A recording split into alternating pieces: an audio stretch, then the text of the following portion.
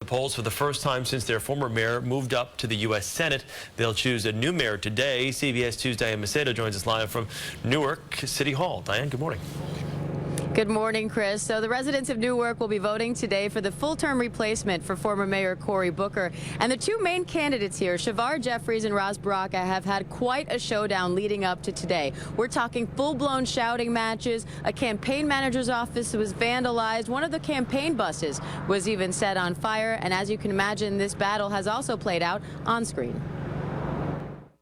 My mom was murdered when I was 10. Shavar Jeffries, a former assistant attorney general running for mayor of Newark, has been flooding TV with political ads focusing on violence. Murders in the city rose to 111 last year, the worst level in 2 decades. And violent crime in general has risen to more than 3,000 incidents annually. My mother was killed when I was young, and so I personally understand what it means to be touched by violence. I am Newark South Ward Councilman Ras Baraka, an experienced leader. His opponent, Councilman Ras Baraka, hasn't had as many ads. He says that's because political bosses with ties to Governor Chris Christie are funding the Jeffries campaign. Just because you were a victim of tragedy also doesn't make you qualified to be the mayor. My brother was shot in the head. My sister was killed through domestic violence. Jeffries admits to getting money from many groups, but says he isn't close to Christie. It's one of many ugly battles between the two candidates, which even played out last week at this annual senior citizen fashion show.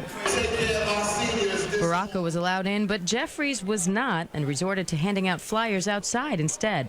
I think that's unfair, and I think that's a shame. As for how to fight violent crime, Jeffries wants more cops, while Baraka says the city should rely on existing officers and the state police instead. And now the Newark citizens will get to weigh in with what they want. Patterson and 18 other cities and towns are also holding elections today, and the polls will be open from 6 a.m. to 8 p.m. statewide. Reporting live from Newark, New Jersey, Diane Macedo, CBS 2 News.